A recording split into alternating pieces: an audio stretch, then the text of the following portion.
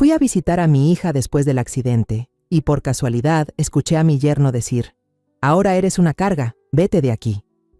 Luego arrojó la maleta de mi niña afuera, aunque ella todavía estaba en la silla de ruedas. Un mes después, cuando la verdad salió a la luz, él le pidió perdón a mi hija. Me alegra que estés aquí. Si estás viendo este video, dale like, suscríbete al canal y cuéntame en los comentarios desde dónde escuchas mi historia de venganza. Quiero saber hasta dónde ha llegado. Estoy sentada en el taller de costura, con las manos adoloridas de pasar la aguja una y otra vez sobre la tela de seda, cuando suena el teléfono. Me sobresalto, porque casi nunca llaman a esta hora.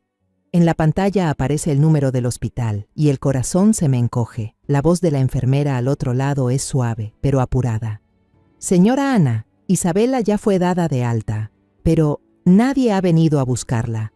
Me quedo helada. La aguja se me cae de la mano y golpea el suelo con un sonido mínimo, pero que retumba en mi cabeza.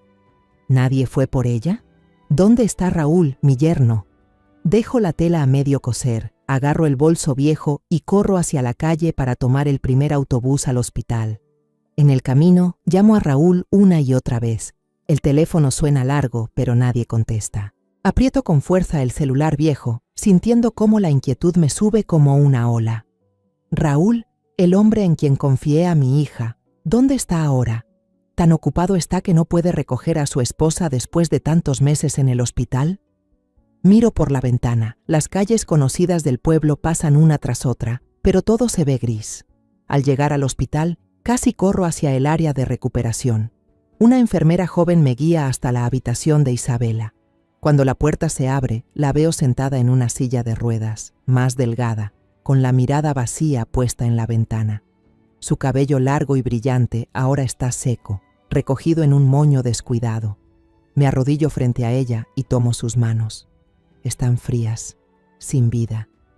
«Mamá está aquí, mi amor», susurro, conteniendo las lágrimas. Isabela apenas asiente, sin apartar los ojos de la ventana, donde las ramas secas se mueven con el viento. No me atrevo a preguntarle nada. Solo hago los trámites de salida en silencio. La enfermera, amable, me ayuda a empujar la silla hasta el taxi. Me entrega una bolsa con medicinas y me da varias indicaciones. Asiento agradecida, aunque mi mente ya está en otro lugar. La casa de Isabela y Raúl. Tomo un taxi para llevarnos a las 2 de la tarde a casa. Durante todo el camino, mi hija no dice una sola palabra, solo mira por la ventana. Cuando el taxi se detiene frente a la pequeña casa que ella y su esposo construyeron con tanto orgullo, siento al instante que algo anda mal. El jardín del frente, donde Isabela cuidaba con tanto amor sus rosales, está cubierto de maleza, sin un solo rastro de las flores. La puerta principal está entreabierta, como si a nadie le importara cerrarla. Empujo la silla de ruedas de Isabela adentro. Las ruedas chirrían sobre el piso de madera. Adentro, el aire es frío y pesado. Las fotos de la boda que solían colgar en la pared ya no están. Solo quedan los clavos marcando el vacío. El corazón se me hace un nudo. Esta ya no es la casa cálida que recordaba. «Isabela, quédate aquí un momento. Voy a la cocina a prepararte algo de comer», le digo, tratando de mantener la voz suave. Coloco la silla cerca de la ventana del salón, desde donde puede ver el jardín, aunque ahora no quede nada bonito en él. Isabela solo asiente, con las manos inertes sobre las piernas. Camino hacia la cocina, esperando encontrar algo para hacerle una sopa caliente. Pero al abrir el refrigerador, solo veo unas latas de cerveza, un poco de comida podrida y una botella de salsa de soya casi vacía. Ni un tomate, ni una cebolla.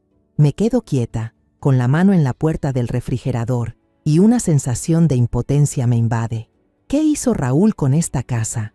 ¿Cómo pudo dejarlo llegar a este punto? Justo en ese momento, escuché unos pasos pesados bajando las escaleras. Raúl apareció, vestido elegantemente como si fuera a una fiesta, con un traje negro reluciente y el cabello peinado con cuidado. Pero su mirada era fría, sin una pizca de emoción. Echó un vistazo a Isabela en la silla de ruedas, luego me miró a mí, sin decir palabra. Traté de mantener la calma y pregunté: «Raúl, ¿por qué no fuiste al hospital a recoger a Isabela? ¿Por qué la casa está así?» Encogió los hombros y respondió con voz plana, como si hablara del clima. «Estaba ocupado». Solo 2 palabras, cortas y filosas, como una cuchillada directa al corazón. No alcancé a responder cuando Raúl dio un paso hacia Isabela. La miró fijamente, con un desprecio que nunca antes le había visto. «Ahora eres una carga», dijo con voz helada. «Lárgate de aquí». Me quedé paralizada, sintiendo que la sangre se me helaba. Antes de que pudiera reaccionar, Raúl se dirigió al dormitorio. Pocos segundos después volvió, arrastrando una vieja maleta que claramente ya estaba preparada. Abrió de golpe la puerta principal y lanzó la maleta a los escalones del patio. El golpe seco resonó y algunas pertenencias personales de Isabela se esparcieron por el suelo. Vi la bufanda de lana azul que yo misma había tejido para ella tirada en la tierra. Sentí cómo el corazón se me oprimía. Raúl se volvió, señaló la puerta y rugió. «Vieja, llévatela. Ahora mismo». Me puse frente a la silla de ruedas de Isabela, intentando mantener la voz firme. «Raúl, no puedes hacerle esto. Es tu esposa. Prometiste cuidarla». Pero él solo soltó una risa seca y sacó el teléfono, levantándolo como si fuera un arma. «Si no se van, llamaré a seguridad para que las saquen por invasión de propiedad privada», amenazó con rencor. Lo miré a los ojos, buscando alguna huella del yerno que alguna vez quise y en quien confié. Pero no, frente a mí solo había un extraño, alguien que ya no reconocía. Me volví hacia Isabela, le coloqué suavemente mi abrigo sobre los hombros. Ella permanecía en silencio, con los ojos llenos de lágrimas, pero sin llorar. Quise decir algo para consolarla, pero la garganta se me cerró. Solo pude agarrar con fuerza las manijas de la silla y empujarla fuera de aquella casa. Las ruedas pasaron sobre la maleta tirada, produciendo un chirrido agudo, como si fuera mi propio corazón rompiéndose. Al cruzar el portón, la puerta detrás de nosotras se cerró de golpe, y el sonido retumbó en el aire quieto del atardecer. Empujé la silla de Isabela por la calle familiar con el corazón pesado, como si cargara una piedra enorme. No sabía a dónde ir, solo sabía que no podía permitir que mi hija siguiera sufriendo. Cada vuelta de las ruedas sobre la acera sonaba como un latido doloroso, recordándome lo que acababa de ocurrir. Isabela seguía en silencio en la silla, pero noté que sus hombros temblaban. Y entonces, como si todo el dolor acumulado finalmente la alcanzara, las lágrimas comenzaron a deslizarse por sus mejillas. No lloraba con ruido ni gritaba, simplemente dejaba que las lágrimas cayeran, como si ya no tuviera fuerzas para resistir. Me detuve en un pequeño parque al borde del camino, donde unos viejos árboles daban sombra a un banco de madera desgastado. Empujé la silla hasta allí. Me senté a su lado y saqué un pañuelo del bolso para secar las lágrimas del rostro pálido de mi hija. «Mi amor, no llores», susurré con la voz quebrada. Le ofrecí una pequeña botella de agua que llevaba en la bolsa, pero Isabela solo la tomó sin beber, con la mirada perdida entre las ramas de los árboles.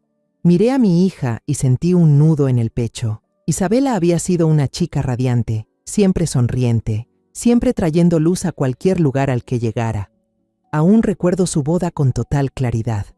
La pequeña iglesia del pueblo brillaba con la luz del sol filtrándose a través de los vitrales de colores, dibujando destellos sobre el piso de piedra.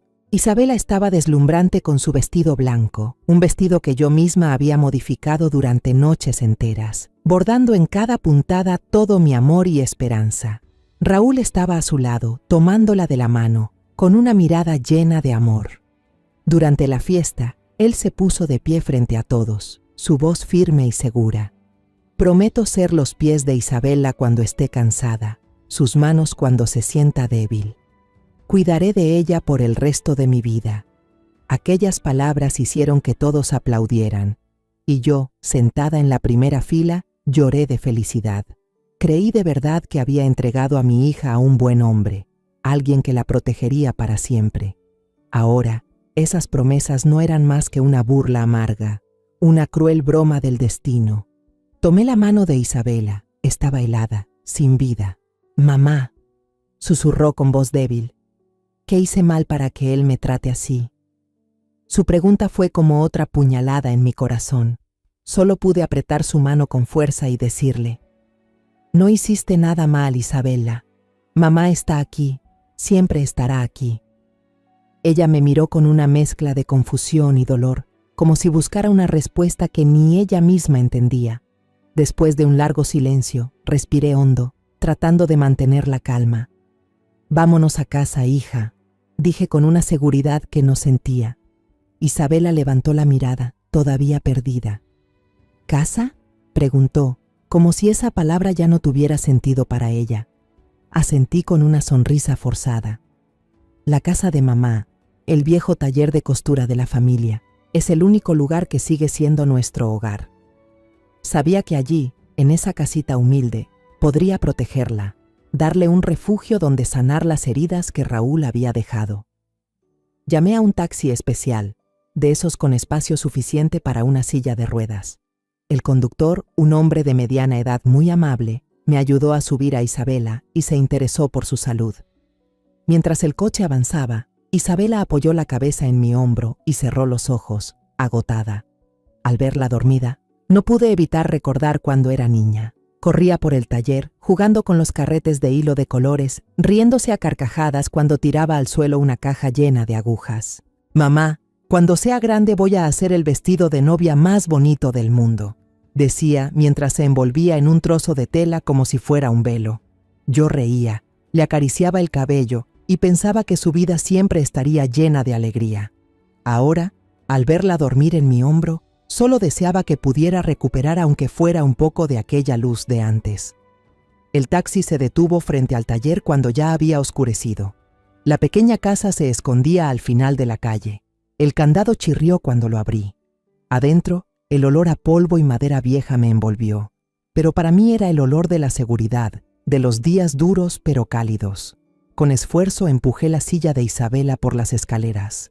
Cada peldaño era una batalla para mis manos cansadas. El pequeño departamento de arriba seguía igual. La mesa de madera con una esquina rota, el sofá con la tela gastada y la cama sencilla donde Isabela dormía cuando venía a visitarme. Todo cubierto por una fina capa de polvo, pero aún se sentía acogedor, aún era nuestro refugio. Acomodé la cama para Isabela y le puse encima la vieja manta de lana que le tejí cuando era niña. «Mamá, ¿te estoy molestando?», dijo de pronto, con una voz tan suave que casi no la oí. Me giré y la miré a los ojos. «¿Molestarme? Tú eres todo para mí, Isabela. Sin ti no sabría cómo seguir viviendo». Vi cómo sus ojos se llenaban de lágrimas, pero asintió, como si mis palabras le devolvieran un poco de consuelo. Bajé a la cocina y encendí el fuego para preparar una olla de gachas calientes. El aroma del arroz mezclado con un poco de cebolla verde hizo que la habitación cobrara vida. Llevé el tazón de gachas a Isabela, me senté a su lado y la observé comer lentamente, cucharada tras cucharada. Sabía que esa era la primera comida que realmente tomaba después de muchos días. Al verla saborear cada bocado, sentí un pequeño rayo de esperanza. Aunque era solo un plato sencillo, para mí era como una promesa de que superaríamos todo. Cuando Isabela se quedó dormida, me senté junto a su cama y contemplé su rostro bajo la tenue luz de la vieja lámpara de mesa. Aunque la habitación era pequeña y todo estaba desgastado, sabía que ese era un lugar seguro, un lugar donde ella era amada. Le acaricié suavemente el cabello y susurré: «Vamos a empezar de nuevo, cariño.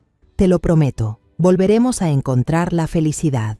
Una semana había pasado desde el día en que traje a Isabela al taller de costura y la vida de las dos comenzó a tomar un nuevo ritmo. Isabela, aunque aún callada la mayor parte del tiempo, había empezado a intentar los ejercicios de fisioterapia que encontramos en Internet.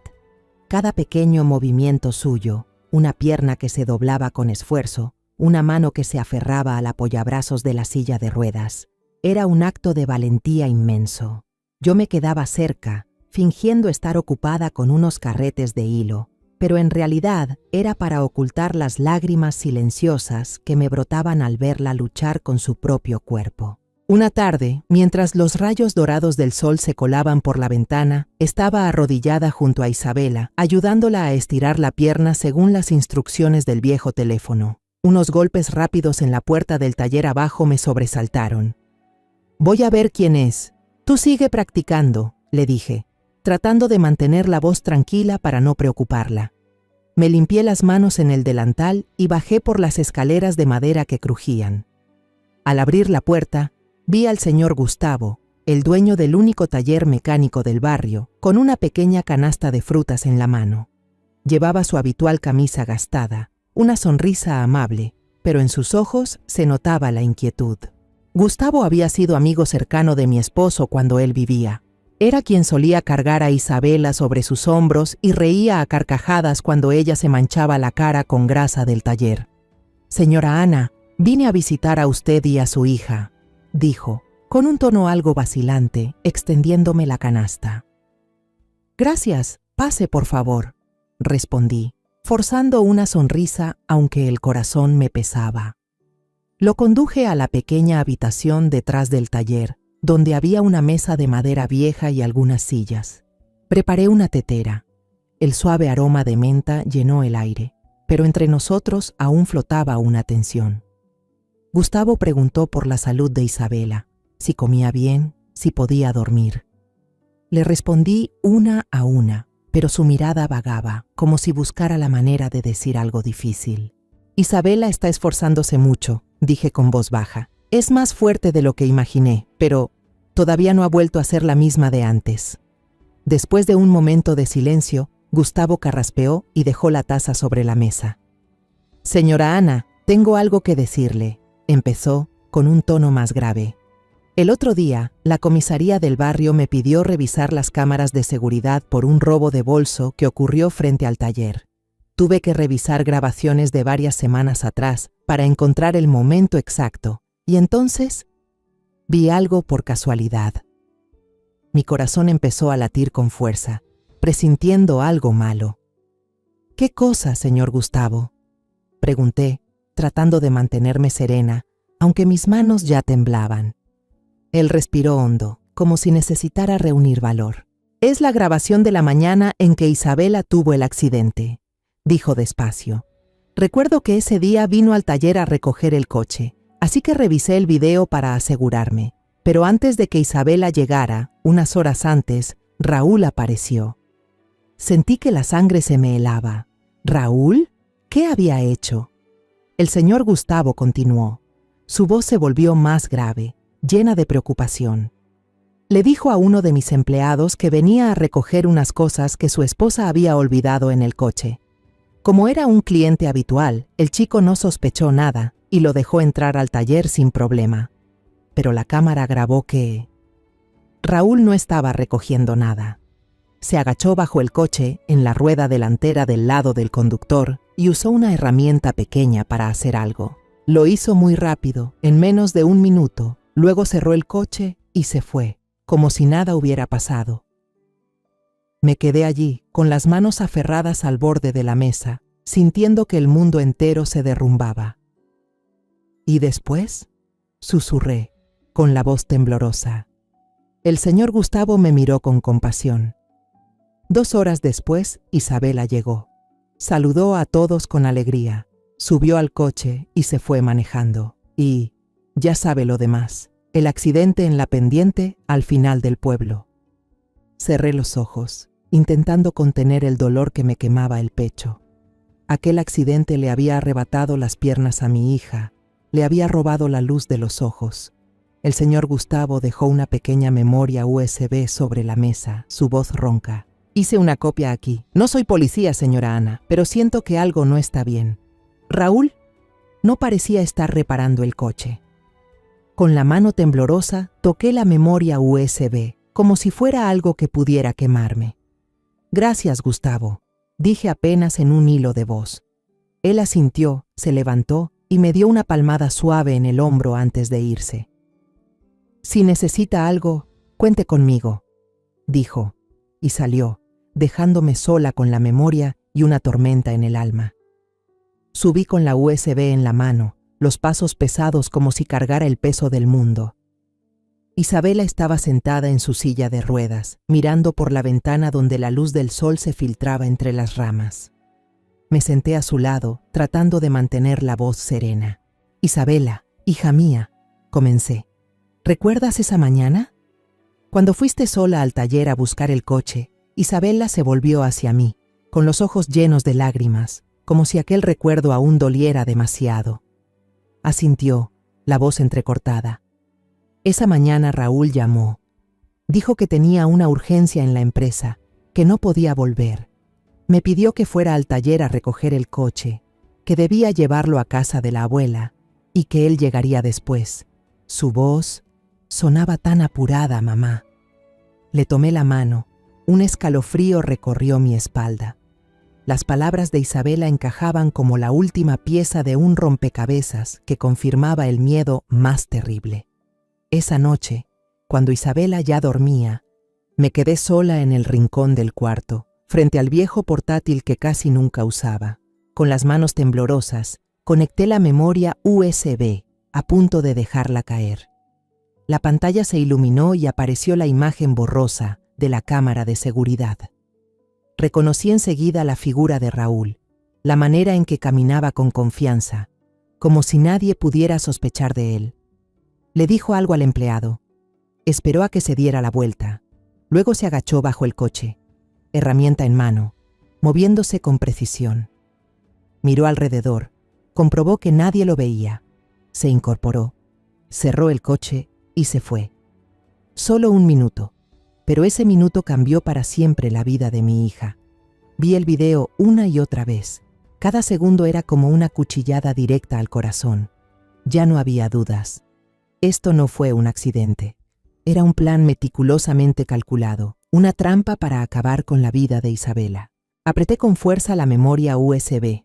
La mezcla de rabia y dolor me quemaba por dentro, como si me consumiera viva. Los días después de ver el video que me mostró don Gustavo, traté de dejar a un lado el horror para concentrarme en cuidar de Isabela. Pero dentro de mí, la ira y la sospecha seguían ardiendo, como un fuego que nunca se apaga. Aquella mañana, el sol entraba suavemente por la ventana del taller de costura, iluminando los carretes de hilo viejo que estaba ordenando. Intentaba concentrarme, poniendo cada hilo rojo, azul y amarillo en su lugar, como si al hacerlo pudiera también ordenar mis pensamientos. Isabela estaba en su silla de ruedas junto a la ventana, bordando con manos temblorosas unas puntadas sencillas sobre un pedazo de tela. Ver su esfuerzo, la forma en que luchaba con cada movimiento pero sin rendirse, me llenaba de un dolor profundo y de un orgullo inmenso. Estaba peleando, aunque fuera con pequeños pasos, por recuperar una parte de la vida que le habían arrebatado. De pronto, el timbre de su teléfono rompió el silencio. El sonido agudo me sobresaltó. Hice caer un carrete de hilo verde al suelo. Isabela me miró con un leve gesto de duda y luego tomó el teléfono. Puso el altavoz, quizá porque todavía no tenía fuerzas para sostenerlo mucho tiempo. Una voz femenina, profesional y fría habló desde el otro lado. «Señorita Isabela Castillo, le habla una representante de la compañía de seguros Vida Segura. Llamo para confirmar algunos datos sobre la solicitud de indemnización del seguro de vida a su nombre. Su esposo, el señor Raúl Mendoza, presentó los documentos ayer». Me quedé inmóvil, como si el mundo entero hubiera dejado de girar. Isabela me miró con los ojos abiertos de par en par entre el miedo y la confusión. Negó con la cabeza, incapaz de creer lo que oía. Le hice una señal para que guardara silencio. Respiré hondo e intenté controlar el temblor en mi voz. «Disculpe, ¿qué tipo de solicitud de indemnización dice usted?», pregunté con calma forzada. «Mi hija sigue aquí, sigue viva». La voz al otro lado continuó, imperturbable. «Sí, señora, lo sabemos. Se trata de una reclamación por invalidez permanente debido a un accidente. Sin embargo, necesitamos verificar algunos datos». Sentí el corazón golpearme el pecho con fuerza. La sangre me subió a la cabeza. Una mezcla de furia y espanto me invadió. ¿Podría decirme quién figura como beneficiario principal en ese contrato?, pregunté en voz baja, casi un susurro. La mujer respondió con la misma frialdad. Según el expediente, el único beneficiario en todos los casos es el señor Raúl Mendoza, señora. Todo mi mundo se vino abajo. Miré a Isabela. Ella negaba con la cabeza, los ojos llenos de incredulidad. No, no puede ser, murmuró con la voz rota. Le pedí que guardara silencio y respondí: gracias, la llamaré más tarde. Al colgar, sentí que las fuerzas me abandonaban. Mis piernas temblaban como si todo mi cuerpo se hubiese vaciado. Me senté junto a Isabela. Le tomé la mano, buscando las palabras adecuadas. «Isabela, ¿sabías algo de esta póliza de seguro?», le pregunté, con voz temblorosa. Ella apretó los labios, los ojos llenos de lágrimas, esforzándose por recordar. Una semana antes del accidente, susurró, Raúl trajo unos papeles. Dijo que era un seguro de vida, un regalo para nuestro futuro. Me dijo que si algo pasaba, tú estarías protegida. No leí los detalles. Solo me mostró dónde firmar. Dijo que todo ya estaba completado. Yo confié en él, mamá. Sentí que una ira estallaba dentro de mí, como un fuego que devora todo control. ¿Dijo él que la beneficiaria era yo?, pregunté, la voz temblando de rabia. Isabela asintió, las lágrimas rodando por sus mejillas. Sí. Pensé que lo hizo por preocuparse por la familia. No esperaba. Su voz se rompió y la abracé de inmediato. La apreté como si quisiera protegerla de todo el mundo. Pero en mi interior, el dolor y la traición clamaban a gritos. Raúl no solo engañó a Isabela para que firmara el contrato, sino que también se atrevió a mentir, diciendo que yo era la beneficiaria, cuando en realidad él era quien recibiría todo. Me levanté y caminé de un lado a otro por la habitación, tratando de contener la ira. «Mamá, ¿qué vas a hacer?», preguntó Isabela, con voz preocupada. Me di la vuelta y la miré a los ojos. «Voy a investigarlo a fondo, Isabela. No lo voy a dejar escapar tan fácil». Llamé a la compañía de seguros. Exigí hablar con un gerente. Después de unos minutos de espera, respondió un hombre de voz grave. Sin rodeos, pregunté por los detalles del contrato. Él confirmó que si el asegurado sufría un accidente que causara la muerte, la suma a pagar sería enorme, suficiente para cambiar una vida entera. Pero si la persona quedaba con una discapacidad permanente, la cantidad todavía sería considerable, aunque menor. Colgué, con las manos y los pies helados. Ahora entendía todo. El accidente no había sido para dejar a Isabela incapacitada. El propósito de Raúl era quitarle la vida, para así cobrar esa enorme póliza de seguro. Que Isabela siguiera viva había sido un accidente imprevisto en su cruel plan. La echó de la casa, la llamó una carga, solo porque ella había arruinado su plan. Quería deshacerse de ella, como de algo que ya no tenía valor. A la mañana siguiente, cuando apenas asomaba el alba, salí de la sastrería con el corazón pesado como una piedra. Me dirigí a la iglesia antigua en el centro del pueblo, donde las viejas paredes de piedra y los vitrales siempre parecían dar consuelo.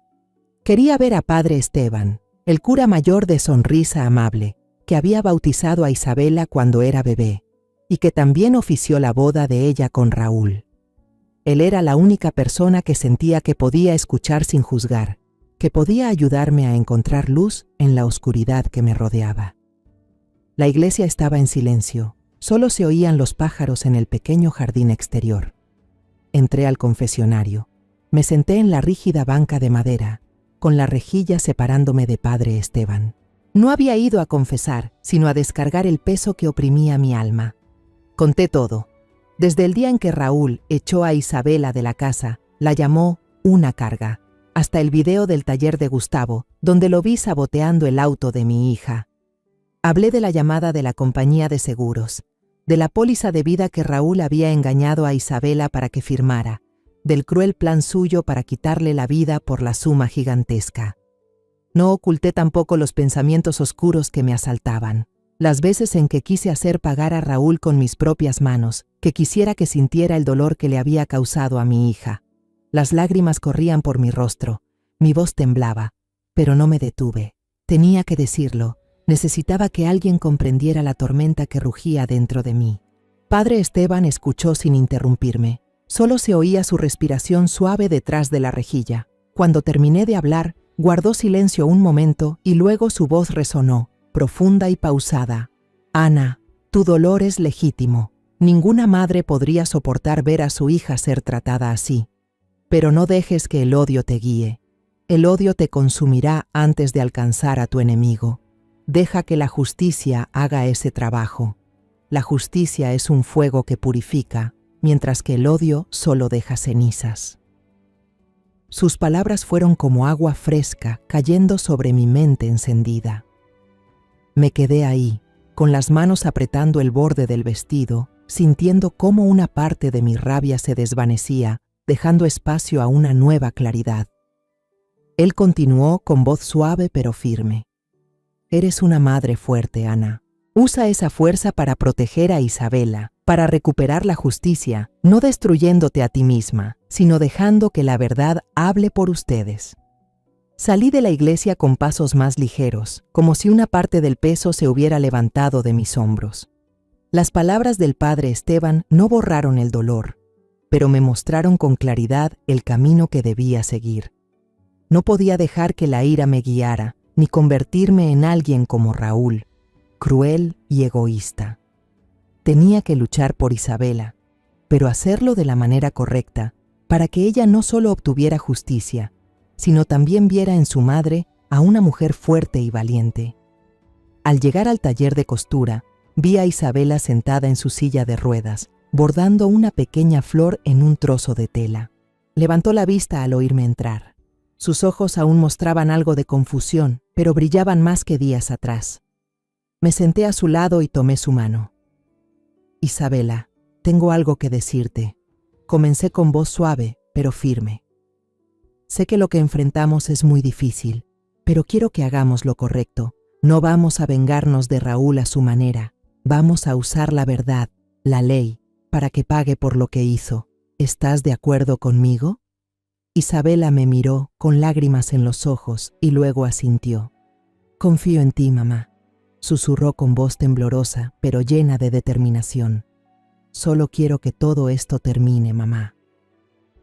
Al día siguiente, Isabela y yo fuimos juntas a la oficina de la compañía de seguros en el centro del pueblo. Empujé su silla de ruedas por la calle empedrada, agradeciendo en silencio las miradas de apoyo de los vecinos que pasaban.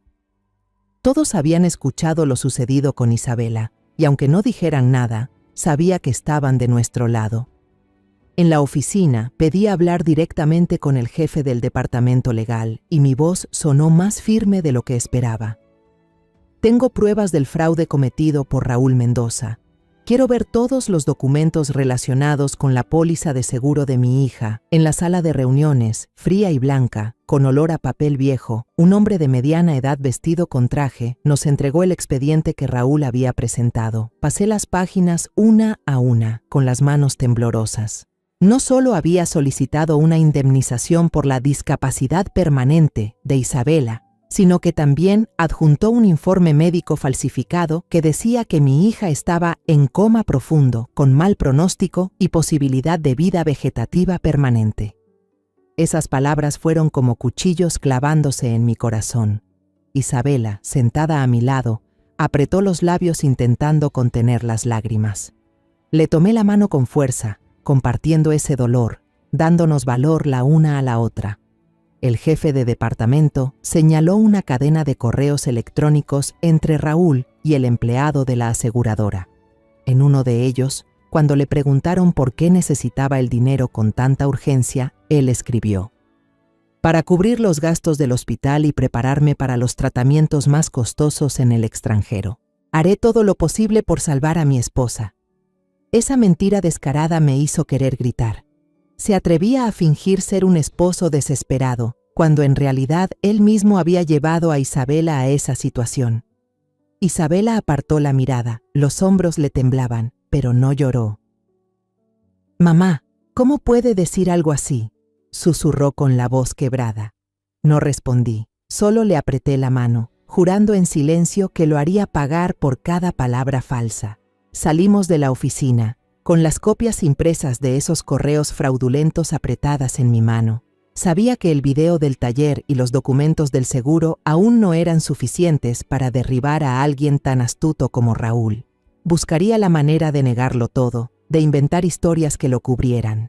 Necesitaba saber la verdadera razón detrás de su desesperación, ¿Por qué necesitaba el dinero al punto de planear acabar con la vida de su esposa? Esa noche me senté en la pequeña habitación, bajo la luz amarillenta que caía sobre los carretes de hilo viejo. Saqué todos mis ahorros, esas monedas que había guardado durante años para emergencias. Llamé a una agencia de detectives privados de buena reputación en la ciudad grande, la misma que me había recomendado el padre Esteban. Cuando escuché la voz del hombre al otro lado de la línea, hablé con firmeza. Quiero saber todo sobre Raúl Mendoza, cada secreto, cada rincón oculto. Necesito la verdad. Las 2 semanas siguientes pasaron en un silencio tenso, como si el mundo entero contuviera la respiración esperando una explosión. Vivía cada día cuidando de Isabela y trabajando en el taller de costura, pero por dentro me consumía la ansiedad. Cada timbre del teléfono, cada golpe en la puerta me hacía sobresaltar, como si la verdad terrible sobre Raúl pudiera estallar en cualquier momento. Isabela, mientras tanto, mejoraba poco a poco. Empezó a mover su silla de ruedas por el pequeño ático, desplazándose desde la mesa de corte hasta la ventana donde entraban los rayos del sol cada mañana. A veces le veía una sonrisa forzada, una chispa débil entre tanta oscuridad. Esos pequeños momentos eran mi mayor motivo para seguir adelante. Finalmente, una tarde, mientras ayudaba a Isabela con los ejercicios de fisioterapia, sonó el teléfono. Un número desconocido, pero supe enseguida que era el señor Rojas, el detective que había contratado. «Señora Ana, tenemos que vernos», dijo con voz grave y corta. «Tengo lo que usted necesita. Café La Esperanza, al borde de la carretera, a las 4 de la tarde». Colgué con el corazón acelerado, una mezcla de miedo y expectativa. Miré a Isabela, que intentaba estirar la pierna, y le dije: «Voy a salir un rato, quédate descansando. La señora Carmen está abajo en el taller. Si necesitas algo, llámala». Isabela asintió, con una mirada curiosa pero sin preguntar más. Sabía que notaba mi tensión, pero no quería cargarla con más preocupaciones. El café. La Esperanza quedaba lejos del pueblo, escondido junto a una carretera solitaria, donde solo el paso ocasional de los camiones rompía el silencio. Llegué temprano. Elegí una mesa apartada y sujeté la taza de café caliente para disimular el temblor de mis manos. El señor Rojas entró, un hombre de mediana edad con aspecto serio, vestido con un abrigo viejo, pero con ojos agudos. Dejó un grueso expediente sobre la mesa, sin rodeos, y comenzó a pasar las páginas mientras hablaba. Raúl Mendoza no solo es un empresario fracasado, empezó, con voz constante pero cargada de peso. Malversó fondos de su propia empresa para invertir en una red inmobiliaria ilegal. Pensó que ganaría millones de pesos, pero todo se vino abajo. Lo perdió todo. Reviso las copias de los pagarés que me entregó el señor Rojas. Las cifras me dejan aturdida. Raúl debía una suma enorme, no al banco, sino a la gente que el señor Rojas llamaba la mafia. El historial de movimientos bancarios mostraba que había estado transfiriendo dinero constantemente, intentando cubrir pérdidas, pero solo se hundía más. «Lo tienen acorralado», dijo el señor Rojas, empujándome un fajo de fotos tomadas desde lejos. En las imágenes, a Raúl lo aprietan 2 tipos rudos contra un callejón oscuro. Su rostro está pálido, sus ojos llenos de pánico. «Esos no juegan», continuó el señor Rojas. «Si no paga, su vida corre peligro. Necesita dinero, y lo necesita ya. Miro las fotos y siento un frío que me recorre la columna. Pero lo que hace que el corazón se me detenga es cuando el señor Rojas me empuja una grabadora pequeña. Esta es la grabación que saqué del aparato que pusieron cerca del carro de Raúl», dice con la voz más baja. «Se grabó hace 3 días cuando fue a ver a su madre, doña Leticia. Me pongo los auriculares, las manos me tiemblan tanto que casi dejo caer el aparato. Se oye la voz de Raúl, llena de rabia y resentimiento. Si ella ya no estuviera aquí después del accidente, todo sería más fácil. Un plan perfecto, mamá. Y ahora sigue viva, sonriendo, convertida en una deuda inútil. Me arruina todo». La voz de doña Leticia responde, dulce pero venenosa. «Vamos, hijo, lo que pasó ya pasó. Hay que ingeniárselas de otra forma. Tienes que exagerar sus heridas, decir que está a punto de no sobrevivir, así el seguro paga más. hazle caso a tu madre. Me quito los auriculares. El alma se me enfría como el hielo. El dolor por la traición de Raúl, aunque me doliera profundamente, no se compara con el asco de oír la voz de doña Leticia, la mujer que Isabela llamaba madre con todo respeto. Ella no solo conocía el plan de Raúl, sino que además lo alentaba, lo empujaba a ir más lejos. Me quedo sentada, con la grabadora apretada en la mano, sintiendo que todo se desmorona. Señora Ana, interviene el señor Rojas, sacándome de mi ensoñación. Esto es lo que necesita, pero ¿qué piensa hacer con ello? Lo miro, con la voz rasposa. Quiero que se sepa la verdad, señor Rojas. Quiero que él y ella paguen, pero no a su manera. A la manera de la justicia. Regreso a casa ya entrada la noche, la mente en blanco, como si todas las emociones me hubieran sido succionadas. Isabela está sentada en la cama, tratando de ponerse en pie, agarrándose al borde con las manos temblorosas. Al ver lo fuerte que es, siento orgullo y dolor a la vez. Ella nota que algo en mí ha cambiado y levanta la cabeza para preguntar. «Mamá, ¿qué pasa?»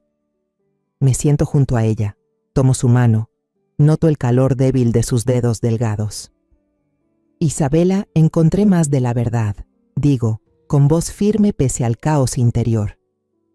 Raúl y doña Leticia planearon hacerte daño juntos, pero te lo prometo, no vamos a vengarnos como ellos. Vamos a sacar la verdad a la luz, para que esta sociedad los juzgue. Isabela me mira con los ojos llenos de lágrimas, pero asiente. Confío en ti, mamá, dice, con voz baja pero decidida. Solo quiero que estemos en paz. La abrazo, sintiendo que abrazo todo mi mundo. En el fondo sé que el camino por delante tendrá muchas pruebas, pero con estas pruebas en la mano ya tengo las armas necesarias. Una semana después del encuentro con el señor Rojas, estaba en el pequeño balcón del taller de costura, tendiendo unos retazos de tela recién lavados. Perdida en mis pensamientos, me sobresaltó un golpe suave pero decidido en la puerta del taller de abajo. Me apresuré a secarme las manos en el delantal y bajé por la escalera de madera que crujía. En la puerta había una mujer joven, vestida con un traje de oficina azul oscuro, pero su mirada estaba llena de angustia, como si llevara una carga que no podía compartir. «Hola, señora», dijo, con la voz un poco temblorosa. «Soy Lucía. Trabajé para Raúl Mendoza. ¿Puedo hablar con usted un momento?» El nombre de Raúl me puso de inmediato en guardia, pero la mirada sincera de la muchacha me calmó. «Pase», dije. Abrí más la puerta y la conduje al pequeño cuarto detrás del taller. Lucía se sentó, entrelazando las manos con fuerza, como si intentara contener sus emociones. «Renuncié hace 6 meses», comenzó, con la voz baja pero clara. «Yo era jefa de marketing en la empresa de Raúl. Sé cómo es».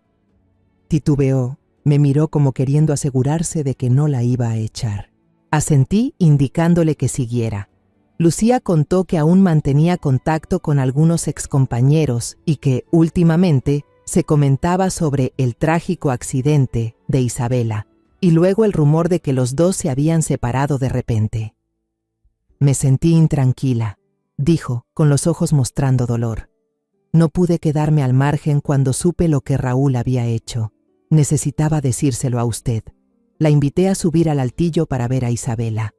Cuando vio a la niña apoyándose con esfuerzo en la pared, tratando de dar pasitos con el marco de apoyo, los ojos de Lucía se llenaron de compasión y de rabia al mismo tiempo. Isabela alzó la vista, algo sorprendida al ver a una extraña, pero sonrió débilmente. «Hola», dijo la niña con voz suave. Lucía bajó la mirada, como si no se atreviera a mirar a Isabela directamente. «Siento mucho lo que le pasó», dijo, con la voz quebrada. «Vine porque pensé que podría ayudar». Nos sentamos, y Lucía comenzó a contar su historia. Dijo que Raúl la había acosado y le había hecho proposiciones en varias ocasiones mientras trabajaba en la empresa. Cuando ella lo rechazó de plano, él se volvió cruel. La presionó en el trabajo, le robó ideas y se adjudicó sus logros, hasta que ella se vio obligada a renunciar. «Es un demonio con apariencia de hombre», dijo Lucía, la voz temblando por la ira. Intenté olvidarlo, pero al escuchar lo de Isabela no pude soportar la culpa. Si hubiera hablado antes, tal vez todo habría sido distinto. Le tomé la mano a Lucía, sintiendo la sinceridad en sus palabras. No es su culpa, dije con voz suave pero firme, pero si quiere ayudar, nos hace falta. Isabela, desde un rincón de la habitación, asintió, y su mirada se iluminó un poco. Lucía respiró hondo y dijo: Raúl va a organizar una gran fiesta en el Hotel Grand Plaza para celebrar la recuperación espectacular de la empresa tras la crisis y presentar un proyecto nuevo. Invitó a muchos socios importantes y a la prensa. Quiere mostrarse como un empresario exitoso, un hombre respetable. Se detuvo, con la mirada brillando con una idea audaz. Es el escenario perfecto para desenmascararlo. Sentí que el corazón me latía más rápido. ¿Qué quiere decir?, pregunté, con la voz algo temblorosa por la emoción. Lucía explicó que una amiga suya en el equipo organizador le había pedido revisar el video de presentación de los logros de la empresa, que se proyectaría al inicio del evento. «Puedo cambiar ese video», dijo, en voz baja pero con determinación. «Podemos usar el material del taller, las grabaciones de Raúl y de su madre, y también los documentos del fraude del seguro. Yo los editaría en un corto que lo deje al descubierto delante de todos». La idea de Lucía me hizo sentir al mismo tiempo emocionada y aterrada. Era una oportunidad para exponer la verdad, pero también una apuesta arriesgada. Si fallábamos, Raúl podría vengarse. Miré a Isabela.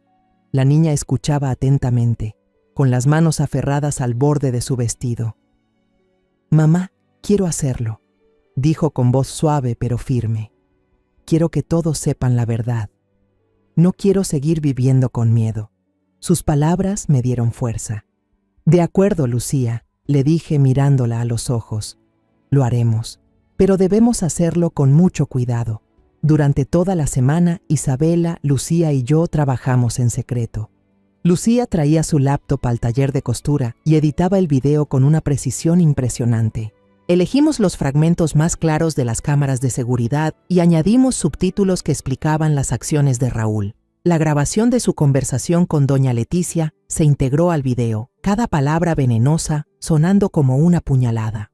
Finalmente, añadimos imágenes de los documentos de deuda y los expedientes de fraude de seguros, suficientes para dejar a cualquiera sin aliento. Cada noche, cuando Isabela ya dormía, Lucía y yo revisábamos cada detalle para no cometer errores. «Señora Ana», me dijo Lucía una vez, cuando terminamos el video, «nunca había visto a una madre tan fuerte como usted».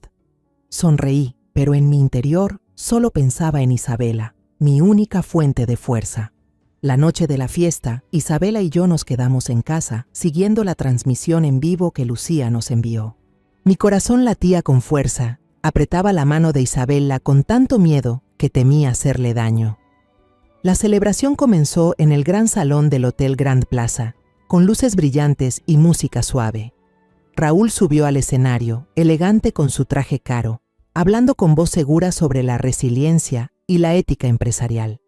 Incluso mencionó a Isabela, la querida esposa que se recupera del accidente, con un tono tan falso que tuve que apretar los dientes. En la primera fila, doña Leticia sonreía satisfecha, como si no tuviera nada de qué avergonzarse. El maestro de ceremonias subió al escenario y anunció: «Y ahora los invitamos a ver el video sobre la historia de éxito de Mendoza Corp». Las luces se apagaron y la pantalla gigante se iluminó. Los primeros segundos mostraban el logo de la empresa y una música triunfal, mientras los aplausos llenaban el salón. Pero pronto, las imágenes cambiaron a un video en blanco y negro, borroso, de la cámara de seguridad del taller. Todo el lugar quedó en silencio. Todos contuvieron la respiración al ver a Raúl manipulando los frenos del coche. La pantalla se oscureció y luego la grabación se escuchó clara por los altavoces. Si ella ya no estuviera aquí, todo sería más fácil. Hay que fingir que las heridas son más graves.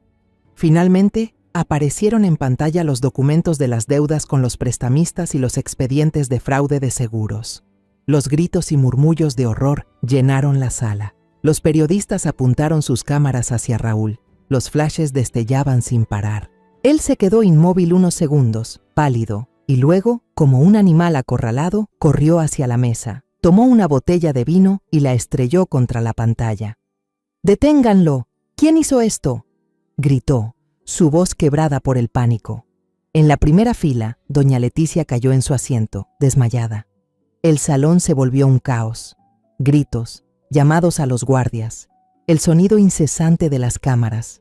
Abracé a Isabela. Las dos miramos en silencio la transmisión. No sentí satisfacción, solo una fría sensación de alivio. Sabía que la verdad había salido a la luz y que Raúl ya no tenía dónde esconderse. A la mañana siguiente, el escándalo en la fiesta de Raúl estalló y se extendió por todos los periódicos y noticieros. Las imágenes de él fuera de control, rompiendo una pantalla en un ataque de furia, se repetían una y otra vez en la televisión. El teléfono del taller de costura no paraba de sonar, desde vecinos curiosos hasta reporteros que querían entrevistarme, pero no contesté. No quería dejarme arrastrar por el torbellino de la opinión pública, ni escuchar comentarios ni compasión. Solo quería concentrarme en Isabela, en el camino hacia la justicia que habíamos elegido. Preparé una tetera de té de menta. El aroma familiar se esparció por el aire, como un pequeño consuelo en medio de la tormenta. Isabela estaba sentada en su silla de ruedas junto a la ventana, con la mirada fija en el pequeño televisor del rincón. El noticiero retransmitía las escenas del caos de la noche anterior, y la voz del presentador sonaba emocionada. El escándalo en el Hotel Grand Plaza ha revelado el verdadero rostro del empresario Raúl Mendoza. Isabela no dijo nada, solo apretó con fuerza el borde de su blusa, con una determinación en los ojos que no le había visto desde el accidente. Coloqué una taza de té caliente frente a ella y sonreí suavemente. «¿Quieres que apague la televisión?», le pregunté. Isabela negó con la cabeza y respondió en voz baja, pero firme. «No, mamá. Quiero verlo. Quiero saber qué dicen». Al mirarla, sentí una especie de alivio frío recorriéndome el pecho. No era satisfacción por ver a Raúl expuesto, sino la certeza de que todo empezaba a encaminarse. Él mismo había cavado su tumba, y la verdad, como el fuego del que hablaba el padre Esteban, estaba empezando a purificarlo todo. Me levanté y me puse el vestido negro más elegante que tenía, aquel que había confeccionado para una fiesta muchos años atrás y que ahora tenía otro significado. Reuní todas las pruebas: la memoria USB original de don Gustavo, el grueso expediente del detective Rojas y las copias de los correos electrónicos fraudulentos de la aseguradora. Las guardé con cuidado en un maletín de cuero viejo, el que había usado mi difunto esposo. «Voy a salir un momento, volveré pronto», le dije a Isabela con voz serena, aunque el corazón me latía con fuerza. Ella asintió, con una mirada que decía que confiaba plenamente en mí. Salí del taller de costura y caminé directamente hacia la oficina central de investigación del pueblo. Las calles estaban más llenas de lo habitual y las miradas curiosas de la gente me hacían sentir observada. Pero levanté la cabeza y seguí caminando con la firmeza de una madre que lucha por su hija. Gracias al impacto del escándalo, me permitieron ver directamente al jefe de investigaciones, el señor Morales. Un hombre mayor de mirada aguda, pero llena de comprensión. Ya había visto las noticias y sabía lo ocurrido en la fiesta. Cuando entré en su oficina, se levantó, me estrechó la mano y dijo: «Señora Ana, lamento mucho lo que ha tenido que pasar su familia. Cuénteme todo». Me senté, respiré hondo y comencé a relatarlo todo. Le hablé del día en que Raúl echó a Isabela de casa, del video del taller mecánico que mostraba cómo él manipulaba los frenos del coche, del contrato del seguro lleno de mentiras descaradas y de la grabación entre él y doña Leticia, donde planeaban falsificar las lesiones de mi hija. Hablé con claridad, sin dejarme dominar por la emoción, aunque cada palabra era como una herida que volvía a abrirse. Al terminar, coloqué el maletín sobre la mesa y lo empujé hacia él. «Aquí está toda la evidencia», dije con voz baja pero firme. «Quiero justicia para mi hija». El señor Morales pasó las páginas del expediente, examinó el USB y los correos electrónicos impresos. Asintió con la cabeza, con una mirada severa. «Procederemos a la verificación de inmediato», dijo. y he ordenado la detención preventiva de Raúl Mendoza para una investigación urgente. Hizo bien en traerme todo esto, asentí, sintiendo una mezcla de alivio y preocupación. Este era solo el primer paso, pero sabía que iba por el camino correcto. Esa tarde regresé al taller de costura y empecé a limpiar los estantes de telas para mantener mis manos ocupadas. Isabela estaba practicando bordado. Sus manos ya eran más hábiles que antes, aunque aún temblaban un poco. La miré, y una mezcla de orgullo y dolor me llenó el pecho. Mientras estaba concentrada en el trabajo, escuché un coche detenerse frente a la puerta. A través de la ventana vi un auto lujoso, brillante, que no encajaba en lo más mínimo con nuestra pequeña calle. El corazón se me encogió cuando vi a doña Leticia bajarse. Su rostro demacrado parecía haber envejecido 10 años en una sola noche. Llevaba una bata de seda, pero sus ojos asustados y sus manos temblorosas traicionaban aquella apariencia elegante. No entró en el taller. De pronto se arrodilló frente al umbral, con las lágrimas corriendo por su rostro maquillado. «Ana, Isabela», sollozó con la voz quebrada. «Les ruego, por favor, perdonen a Raúl. Mi hijo solo actuó por un impulso». Sus palabras me dejaron helada. Una oleada de ira me recorrió el cuerpo. ¿Impulso? ¿A un plan para quitarle la vida a mi hija lo llamaba impulso? Quise gritarle en la cara, preguntarle cómo había podido ser cómplice de semejante crimen, pero di un paso atrás, dejándole espacio a Isabela. Mi hija, en su silla de ruedas, avanzó lentamente hacia la puerta. Me quedé detrás, lista para sostenerla si era necesario, pero su mirada me dijo que quería enfrentarlo por sí misma. Miró directamente a doña Leticia, su antigua suegra, a quien alguna vez había respetado y querido. Su voz sonó firme, sin temblar, serena pero cortante. Una persona impulsiva nunca podría trazar un plan tan calculado y cruel, señora. Él quería que yo desapareciera. Presentaré una demanda de divorcio unilateral y estoy lista para enfrentarlo en el tribunal. Las palabras de Isabela fueron como un cuchillo afilado, cortando de raíz cualquier ilusión en doña Leticia. Ella abrió la boca, queriendo decir algo, pero solo rompió en un llanto desgarrador, cubriéndose el rostro con las manos. Isabela maniobró la silla hacia adentro, despacio pero con determinación. Cerré suavemente la puerta de madera, sin volver a mirar atrás. Afuera comenzó a caer un aguacero repentino, y el sonido de la lluvia cubrió los sollozos de doña Leticia. Me quedé allí, con la mano en el pomo, sintiendo que un capítulo doloroso de nuestras vidas acababa de cerrarse. Me giré hacia Isabela, que miraba por la ventana con una expresión tranquila pero firme. «Lo hiciste muy bien», le susurré, sentándome a su lado. «Estoy orgullosa de ti». El día del juicio amaneció con un cielo gris y nubes pesadas que parecían aplastar todo el pueblo. Me paré frente al taller, arreglando mi viejo abrigo, intentando conservar la calma exterior. Hoy era el día en que enfrentaríamos a Raúl, el día de mirar de frente la verdad y la justicia por la que tanto había luchado para Isabela. Miré a mi hija, sentada en su silla de ruedas, las manos apretando el borde de su falda, los ojos decididos pero aún con un leve rastro de miedo. «¿Estás lista?», le pregunté con voz suave. Isabela asintió y sonrió débilmente. «Estoy lista, mamá. Lo superaremos». Sus palabras me dieron fuerza, y tomé con firmeza las empuñaduras de la silla para empujarla hacia adelante. Frente al tribunal, una multitud de periodistas y curiosos se había reunido. El sonido de las cámaras y las preguntas insistentes me hacían sentir asfixiada. Por suerte, algunos vecinos amables, doña Carmen de la panadería y don José de la tienda de abarrotes, vinieron a ayudarme a llevar a Isabela entre la multitud.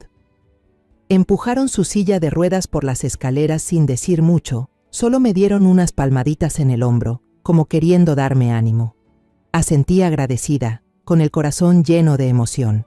En los días más oscuros, fueron las personas a nuestro alrededor quienes se convirtieron en el verdadero apoyo para nosotras. Dentro de la sala del tribunal, el ambiente era frío y solemne. La luz que entraba por las altas ventanas caía sobre el suelo de mármol, formando franjas pálidas. Me senté en la primera fila, reservada para los testigos, sosteniendo con fuerza la mano helada de Isabela. Ella no dijo nada, solo apretó mi mano, como buscando un poco de consuelo. Al otro lado de la sala, Raúl estaba sentado junto a su abogado, demacrado y hundido. El traje caro que alguna vez le quedaba perfecto ahora le colgaba del cuerpo frágil. No levantaba la vista. Su mirada estaba clavada en la mesa, como si quisiera escapar de todo. Unos asientos más atrás, doña Leticia se encontraba con el rostro vacío, los ojos hinchados de tanto llorar. Al mirarla, no sentí compasión, solo una extraña sensación de vacío, como si las personas que alguna vez fueron la familia de Isabela ya no fueran más que sombras lejanas. El juicio comenzó. El fiscal, un hombre de mediana edad con voz firme y cortante, se levantó y abrió con una acusación contundente. Las acciones de Raúl Mendoza representan la más alta traición a la confianza y al amor. No solo planeó acabar con la vida de su esposa, sino que usó su cariño y su fe para obtener beneficios personales. Sus palabras sonaron como martillazos, retumbando en la sala silenciosa. Sentí que Isabela apretaba mi mano con más fuerza, pero no apartó la vista. Sus ojos estaban fijos en el fiscal, como si quisiera fortalecer cada una de sus palabras. Las pruebas fueron presentadas una a una. Cuando se proyectó el video del taller de don Gustavo en la pantalla grande, un murmullo de horror recorrió la sala. Las imágenes mostraban a Raúl manipulando los frenos del coche con una expresión fría y calculadora. Sentí un escalofrío recorrerme el cuerpo. El abogado defensor de Raúl bajó la cabeza, incapaz de levantarla, como si él mismo supiera que no había justificación posible. Luego, reprodujeron la grabación de la conversación entre Raúl y doña Leticia. La voz venenosa de ella. «Tienes que fingir que las heridas son más graves», resonó por toda la sala. Leticia rompió en llanto, pero nadie mostró compasión. Los correos de fraude al seguro, los documentos financieros y los préstamos con usureros fueron leídos en voz alta, cada palabra desenmascarando las intenciones miserables de Raúl. Lo miré. Tenía la cabeza agachada, las manos temblorosas cubriéndose el rostro, incapaz de soportar la verdad que se revelaba. Cuando llegó el turno de Isabela, pensé que dejaría que el fiscal hablara por ella, como habíamos planeado. Pero de pronto levantó la mano y dijo con voz suave pero firme: «Señor juez, quiero hablar por mí misma». Me quedé helada, mirando cómo se adelantaba en su silla de ruedas hasta el estrado. La sala quedó en silencio absoluto. Todas las miradas se volvieron hacia ella. Isabela levantó la cabeza y con voz tranquila y clara, habló como si todo el dolor se hubiera transformado en fuerza. «Raúl me engañó para que firmara el contrato del seguro», comenzó, sin apartar los ojos del juez. «Dijo que era por nuestro futuro, por mi madre. Yo le creí. La mañana del accidente me llamó, me pidió que fuera al taller a recoger el coche porque él estaba ocupado en la empresa. Le hice caso, y entonces todo cambió para siempre». Isabela no lloró, no acusó, solo relató los hechos, pero aquella calma suya pesaba más que cualquier palabra de reproche. Yo estaba sentada allí, con las lágrimas cayendo en silencio por mis mejillas, no por dolor, sino por orgullo. Mi niña, a pesar de todo lo que había perdido, seguía siendo tan fuerte. Cuando Isabela terminó, la sala entera quedó en silencio. Solo se escuchaba el sonido del secretario del tribunal escribiendo su declaración. El abogado defensor de Raúl se levantó, pero solo pronunció una frase, con voz apagada: «No tenemos nada que argumentar». La jueza, una mujer mayor con mirada severa pero llena de humanidad, miró directamente a Raúl. «Acusado Raúl Mendoza», dijo, con una voz que sonó como una sentencia imposible de refutar. No solo intentó asesinar intencionalmente a su esposa, sino que también le arrebató su dignidad, su futuro y su confianza. Ese es un crimen imperdonable. Hizo una pausa, miró hacia doña Leticia y continuó. Doña Leticia, en calidad de cómplice, ayudó a encubrir este crimen, causando un sufrimiento incalculable. Golpeó el mazo y proclamó con firmeza: Raúl Mendoza, culpable de intento de homicidio, fraude de seguros e inversiones ilegales, condenado a 25 años de prisión. Doña Leticia, cómplice, condenada a 10 años de prisión. La sala entera pareció exhalar aliviada. El murmullo volvió a llenar el aire, pero yo solo podía oír los latidos de mi propio corazón. La jueza añadió: el tribunal también aprueba oficialmente la solicitud de divorcio unilateral de la señora Isabela Castillo, dando por terminada toda relación legal entre ella y el acusado Raúl Mendoza. Tomé la mano de Isabela y sentí el calor que emanaba de sus dedos delgados. Lo habíamos logrado. La justicia había hablado. Cuando la policía esposó a Raúl y lo llevó, él se detuvo de pronto y giró la cabeza para mirarme. En su mirada ya no había arrogancia ni odio, solo un vacío aterrador, como si dentro de él no quedara nada. Yo lo miré de vuelta, no con ojos de victoria, sino con serenidad. Ya no había rencor ni dolor, solo un final. Doña Leticia, conducida después, no dijo palabra alguna. Bajó la cabeza y caminó con pasos pesados. Empujé la silla de ruedas de Isabela fuera de la sala, dejando atrás el aire denso y las miradas curiosas. Afuera, la lluvia había cesado y el cielo gris empezaba a dejar pasar unos tímidos rayos de sol. Isabela levantó la vista, respiró hondo y me dijo: «Mamá, lo logramos, ¿verdad?». Sonreí y por primera vez en mucho tiempo sentí una paz verdadera. «Así es, hija mía», respondí con la voz entrecortada. «Lo logramos». 6 meses después del juicio, la luz cálida del sol se filtraba por la ventana del taller, iluminando los rollos de tela perfectamente ordenados en los estantes. El sonido constante de las máquinas de coser se mezclaba con las risas y las conversaciones, reemplazando por completo la humedad y la tristeza de antes. El pequeño altillo, que alguna vez fue nuestro refugio improvisado, ahora estaba lleno de vida. Me quedé de pie en un rincón, limpiando suavemente una vieja máquina de coser, mientras una sensación de paz me inundaba el alma, una paz que nunca creí volver a sentir. Isabela, con la ayuda de un andador, avanzaba lentamente desde la mesa de corte hasta su propia máquina. Sus pasos, aunque aún lentos y pesados, eran sorprendentemente firmes. Sus manos, que antes temblaban al sostener una aguja, ahora se movían con destreza, pasando el hilo y cosiendo puntadas seguras y precisas. Cada vez que la veía concentrarse frente a una tela, notaba una chispa en sus ojos, no el brillo radiante de antaño, sino una luz tranquila, una fortaleza silenciosa, como una pequeña llama que se niega a apagarse. «Mamá, creo que a esta blusa le quedaría bien un borde de encaje en el cuello», dijo Isabela con voz suave pero segura. Sonreí y asentí. «Buena idea, hija. Hazlo. Confío en ti». Trabajamos juntas para renovar el taller de costura y convertirlo en un lugar completamente nuevo. Las paredes viejas fueron pintadas de color crema claro, lo que hizo que la habitación pareciera más amplia. Coloqué pequeñas macetas en el rincón de la ventana, donde entraba la luz del sol y hacía brillar las hojas. Frente al taller, colocamos un nuevo cartel de madera con las palabras «Taller de Costura Esperanza», grabadas con letras delicadas.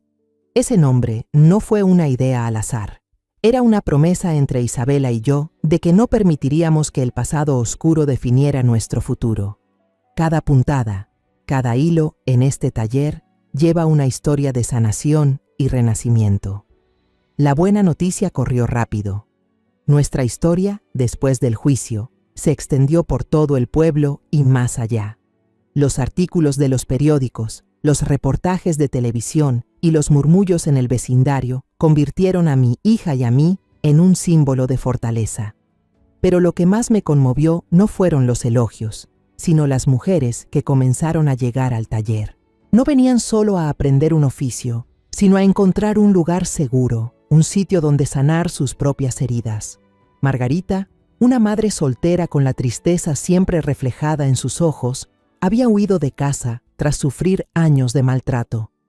Araceli, una joven de solo 18 años, tenía una discapacidad en la pierna tras un accidente de moto, pero siempre sonreía al tener una aguja en la mano. Carmen, una mujer mayor abandonada por sus propios hijos, encontró alegría al sentarse con las demás, contando sus historias mientras cosía pañuelos. Ellas llamaban al taller hogar, y para mí ese era el regalo más valioso. Una mañana, mientras enseñaba a Margarita a coser el borde de un vestido, un grupo de personas de la televisora local apareció inesperadamente en la puerta. Habían venido a grabar un programa sobre historias inspiradoras y querían entrevistar a Isabela. Me preocupó un poco que recordar el pasado pudiera lastimarla, pero Isabela solo sonrió y asintió. «Mamá, quiero hacerlo. Quiero que la gente sepa que sí se puede salir adelante». Me aparté a un lado, mirándola prepararse, con el corazón lleno de orgullo y nerviosismo. La entrevista se realizó allí mismo, en el taller. Isabela estaba sentada en una silla, rodeada de mujeres concentradas en su trabajo, y el sonido de las máquinas de coser creaba una melodía suave. La periodista, una mujer joven con voz cálida, le preguntó: «Isabela, después de todo lo que pasó, la traición, el accidente y los días más oscuros, ¿qué fue lo que te ayudó a seguir adelante y reconstruir tu vida con tanta fuerza?». El taller entero guardó silencio. Todas las miradas se dirigieron a Isabela.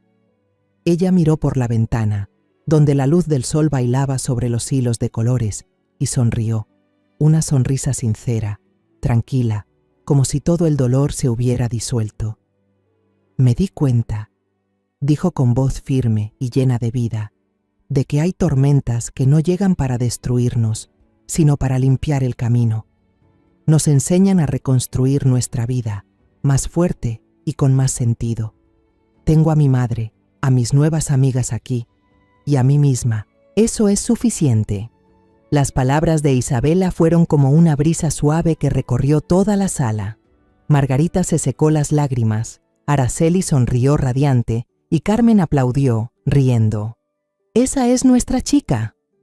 Yo, desde el rincón del taller, observaba a mi hija en silencio, con lágrimas corriendo por mis mejillas, pero con el corazón en paz. Las palabras de Isabela no eran solo para la periodista, sino para todas las personas presentes y también para mí. Me recordaron que, aunque hayamos pasado por los días más oscuros, la luz siempre está ahí, solo tenemos que atrevernos a buscarla. Después de la entrevista, el taller de costura se volvió aún más animado. Muchas otras mujeres comenzaron a llegar, trayendo consigo sus propias historias. Había días en que el taller estaba lleno de risas, de conversaciones y también de lágrimas compartidas. No solo confeccionábamos ropa, sino que también cosíamos los pedazos rotos de nuestras vidas, puntada a puntada, hilo a hilo. Isabela, con su fortaleza, se había convertido en una fuente de inspiración para todas. Aquella niña que alguna vez fue llamada una carga, ahora era el apoyo de muchos corazones. Cada vez que la veía enseñarle a la señora Araceli cómo hacer el dobladillo de una blusa o tomar la mano de la señora Margarita mientras ella hablaba de sus días de dolor, sentía que mi propio corazón se sanaba un poco más. Una tarde, mientras la luz dorada del sol entraba por la ventana, me quedé en el balcón mirando hacia la calle pequeña. Los vecinos pasaban, saludaban con la mano y sonreían al mencionar el taller de la esperanza. Me giré y vi a Isabela riendo con doña Carmen, sus manos moviéndose con destreza sobre la máquina de coser. Nuestra historia, que alguna vez fue una tragedia de traición y dolor, se había convertido en una prueba de que incluso cuando la vida nos empuja al abismo, aún podemos levantarnos y remendar la esperanza con los pedazos rotos. Después de todo lo que vivimos, comprendí que la justicia no solo viene de los fallos de un tribunal, sino también del valor que habita en el corazón de cada persona. Antes pensaba que la venganza era la única forma de proteger a mi hija, pero descubrí que la verdadera fuerza está en enfrentar la verdad, en atreverse a caminar entre el dolor sin dejar que el odio nos consuma. La vida puede ser cruel, las personas pueden traicionar, pero cuando elegimos levantarnos y defender lo correcto, la oscuridad no puede vencer. Quiero que todos entiendan que, aunque nos traicionen o nos hieran profundamente, siempre podemos encontrar la luz, no a través del rencor, sino mediante el coraje y la fe en la verdad. Porque solo cuando perdonamos el pasado, la justicia se vuelve completa y el corazón encuentra paz. La historia que acabas de escuchar ha cambiado nombres y lugares para proteger la identidad de los involucrados. No la contamos para juzgar, sino con la esperanza de que alguien escuche y se detenga a reflexionar. ¿Cuántas madres están sufriendo en silencio dentro de su propio hogar? De verdad me pregunto, si tú estuvieras en mi lugar, ¿qué harías?